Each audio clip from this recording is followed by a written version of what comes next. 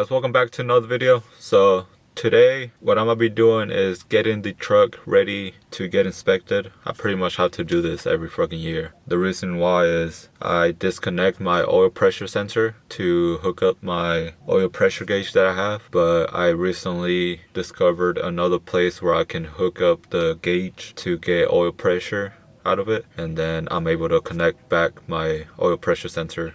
I'm also gonna be installing a few of the turbo parts that I've been getting in the mail. One of the parts I'm gonna be installing is this gauge pillar that I got from Glow Shift. It looks pretty nice. It's a 3 gauge pillar, so I'm gonna be putting that way I can get rid of my oil pressure gauge just hanging there by 2 wires. So one of the gauges I'm gonna be installing with this gauge pillar, it's this Innovate Motorsport. This model is the 3882 SCG1 solenoid boost controller, and it's a wastegate. I mean, not a wide band gauge as well. So you get both in one. There's the info right there. So this is all it comes with. It comes with the gauge. Comes with another phase thingy. Comes with the boost controller. Or the boost solenoid, my bad. Comes with the 4-bar map sensor as well. It comes with a Bosch O2 sensor for you wideband. One of the other gauges I'm gonna be installing too is this AFR gauge. Since I'm gonna have a twin turbo build on this truck, and I'm probably gonna do headsets on each front bumper, I'm gonna have to get 2 AFR gauges. So the boost controller has one, and then I'll have this one too. I'm gonna put the 3 gauge pillar on, that way I can have the gauge all nice and neat. So let's get started. Right now I have it behind the intake. You can kind of see the little oil pressure little tube where it grabs the oil pressure to the gauge. So I know on a lot of motors there's a little port right there where I have the little socket on, and I think that'll be the same size as the fitting I have on the back behind the intake.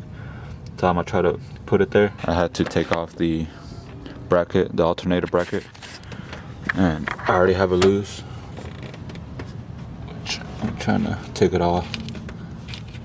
It's already coming off. Hopefully it doesn't spill oil. I don't think it will. With this little fitting right here, took it out. I'm gonna take out the fitting behind the intake and then swap it back there. See, hopefully it'll fit. Alright guys, so this is the adapter that's gonna replace the plug that I took out. This goes connected to this right here, like that, on the back of it. And I had it back there behind the intake, so now I'm just gonna put it right where that plug went, and thankfully it is the same size thread, so it goes right in. Alright guys, I got it all hooked up, and I put the alternator bracket back on. This is the way it's gonna route now. Oil pressure sensor going in. It's a 1 1/16 inch socket, for those who are wondering. Maybe nobody, but just in case. I don't know how I managed to always get inside the engine bay, even with the motor in. Alright guys, I got the oil pressure in. Now I'm gonna check the check engine light, see what codes there is. Shout out to Big Old Chub. Oh, by the way, my freaking e-brake broke. I don't know how. Cause I always use my e-brake when I park. I put it on, and the cable snapped. I don't know how. So now I just gotta pull it by here. Little ghetto. See? And it hurts. It like cuts your freaking finger off. Alright guys, so what I'm gonna do next is take the pillar off. Gotta take this little clip off, and then it should be a 10 or a 7mm bolt, and then pry it down. Let's see, I'll probably have clips on the back. Yeah. And then it has a little speaker up front.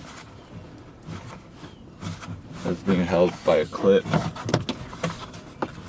Just pop it off and disconnect it. They look pretty similar. They both have the clip right there, and then this, and then it already comes with the cutout for the little speaker. It's a little shiny. I kind of don't like that. Kind of like the matte that's not shiny, but I mean, not bad. I'll probably fade away. So the speaker, you just clip it back in, run the little connection through, and then should fit. There you go. Looks pretty good. So I'm probably gonna do that off camera. I'm just gonna run down all the wires and stuff, kind of get everything in place, and then I'll show you guys after I do all that. It's a little tedious and stuff, so I'm gonna do that real quick and we'll come back once everything's all nice and set. Alright guys, I got everything done. I got the screw in, it holds pretty good. I got all the gauges wired and mounted. I got the wideband for probably it's gonna be the right side, and then this one would be for the left side, and the boost controller, and then my oil pressure. They're all wired and everything. Let me show you guys a little bit. You guys can see. And then on this one you can change the settings to like boost.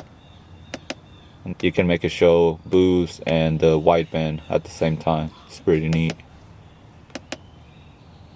So right now I'm probably gonna mount the O2 sensors. I'm probably gonna take out my two back ones out and then put the sensors for this ones in that place. Alright guys, so I got the O2 sensor connected for the Innovate gauge, and I have to calibrate the O2 sensor, and it says right here I have to connect the O2 sensor but leave it in free air, which means not connected to the exhaust, and then power it for 30 to 6 seconds, and then it will show that it's being calibrated. So that's what I got right now. You guys can see the O2 sensor just hanging. I'm gonna power it for 30 to 6 seconds to calibrate it. There it is. Heater. There it is. It's reading 22.4. Just because it's not even on and the O2 sensor's not in the exhaust. So now we can turn it off. I'm gonna put the O2 sensor in the exhaust, tying it down, and then we can do this one. Alright guys, so I just finished putting in the other O2 sensor for this one. So this is pretty much the finished product. This is how it's gonna be. Those two gauges. Can't really tell anything under the hood. I just got the wires tucked in over there. I got the wires running down that way and then down over here. So now I'm just gonna take it for a test drive, see how the AFR reads on cruise, and see how it reads on wide open throttle. See where my AFR is at, because I never had it, but it should be pretty good. This is what they read on the cold start.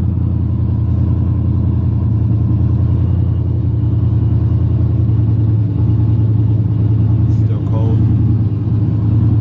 Transmission still cold.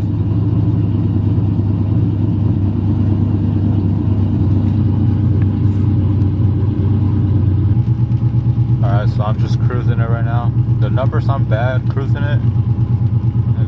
It's around like, goes from like 13 to 15. Around 15. It should be around 15 cruising it. So it's not bad. One of them's a little off. Like if the top one will be at 13, the bottom one will be at 14. Ain't that big of a difference. Maybe it's the calibration. Maybe I gotta calibrate the top one. But pretty good so far. Alright, so I'm gonna do a little quick pull right here. I'm probably gonna let out right away because it's gonna spin. So here we go.